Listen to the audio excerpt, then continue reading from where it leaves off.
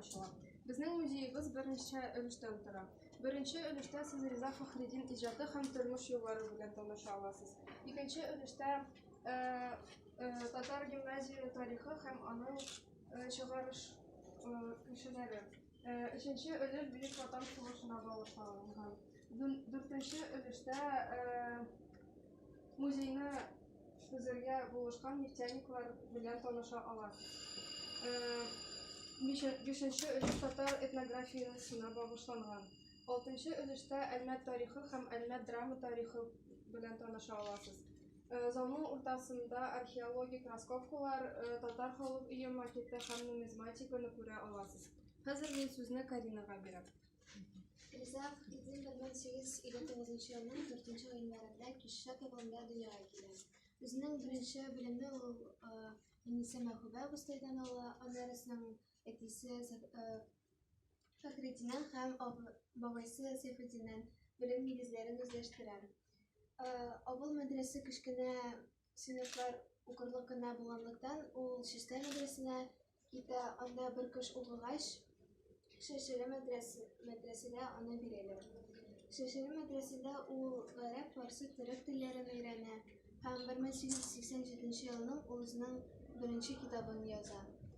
1891 елда ул Уфага күченә, анда безнең иң зур хезмәтләренең берсен Асар исемле китабын яза.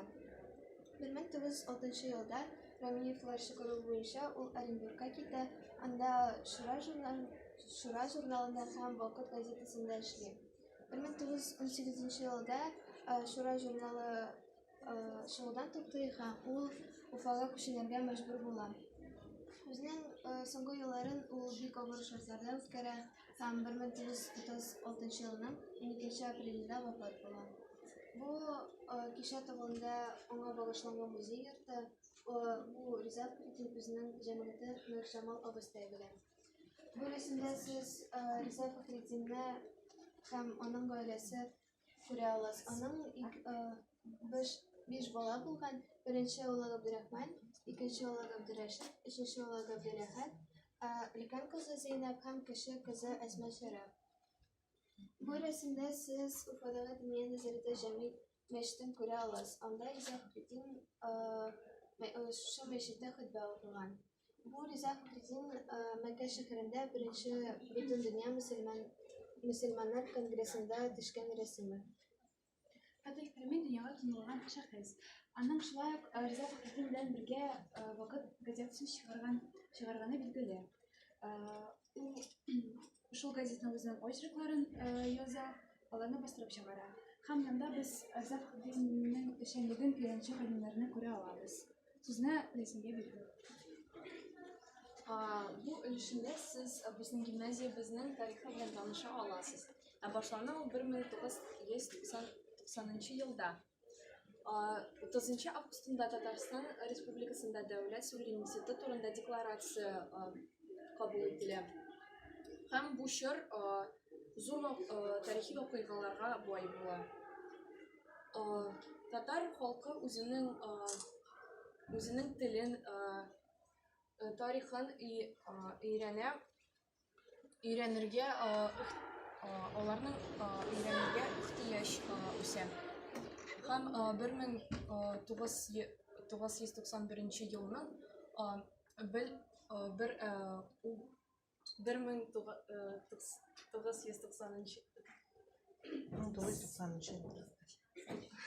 1991 елның башыннан ук Әлмәт шәһәренең бер төркем зыялылары милли гимназия салу турында идеяны көн үзәгенә куйдыралар.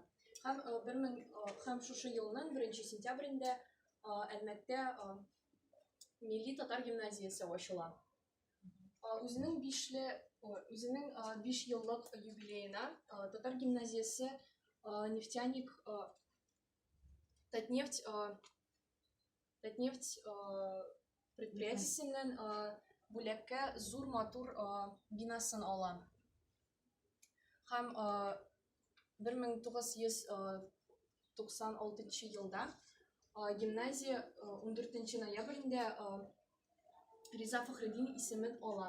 Менә монда сез безнең гимназия безнең традицияләрен,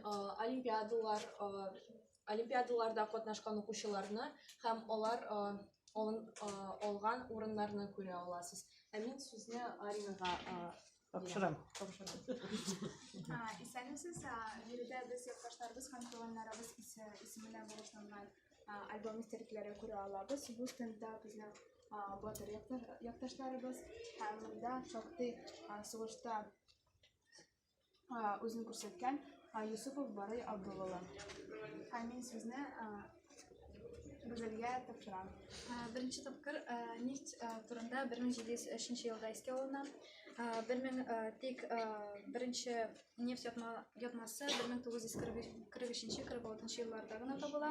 Һәм 40-нчы еллар ахырында Ромашкинда нефть ятмасы табылу зур ачыш китерә. Шул соңгы 30 ел эчендә Татнефть компаниясе нефть промышленности флагманына әверелә. Һәм 1995 елда соңгы 20 ел эчендә беренче мәртәбә нефть 1,1 миллион тоннага җитә. Һәм 1996 елда җитештерүнең гомуми күләме 25 миллион тоннага җитә. Бу стендларда татар халкының этнографиясы күрсәтелә. Монда без татар халкының милли киемнәрен, алар аның станын күрәбез. Шулар алар татар халкының өендә булган төрле әйберләрен һәм татар халкы элек нинди әйберләр белән кулланган күрәбез. Гүбе, җилпүш мәсәлән, ипи күрәгәләрен һәм шулар татар халкының мөһим әйберләр, мәсәлән, гармун, түбәтәйләр, читекләр бирелгән.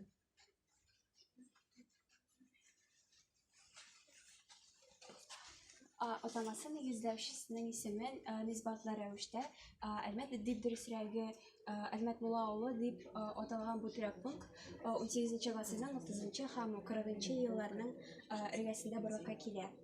Авылда 3 төрле катлау халык вәкилләре яшиләр. Титтәр, башкорт, ясаклы татарлар яшәгән анда.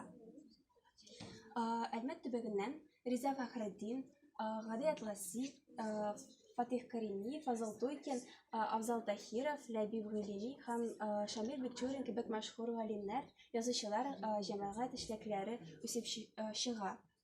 19-нчы гасырның 70-нче елларның Әлмәт волость үзәгенә әверелә, салы бер торак булып үсеп җитә. Бүгенге Әлмәт улында эре промышленность үзәге генә түгел, аны лаеклы рәвештә студентлар һәм укучылар каласы дип тә йөртәләр. Бу стендта күрсәтелгән Әлмәтнең мәдәни традицияләре. Шагыйрь Әдип Маликов хатыны Сәҗидә Сөләйманова белән 1955 елда Әлмәткә күченеп килә һәм шул елның октябрендә Әдип Маликов Максим Горький исемендәге клубта яшь язучыларның әдәби төрләргә ача. Һәм Әлмәт төрле елда вафат булган язучыларны да хатирәсен истә калдыра. Кишәт авылында Ризади Фәхретдин музее ачыла. Шәһәрдә татар гимназиясе аның исемен йөртә. Шәһәр китапханәсе Сәҗидә Сөләйманованың исемен йөртә һәм аңа да һәйкәл салынды. 1944 елда Әлмәтнең драм театры ачыла. Һәм аның беренче сәттә режиссеры Сәйяд Булат була.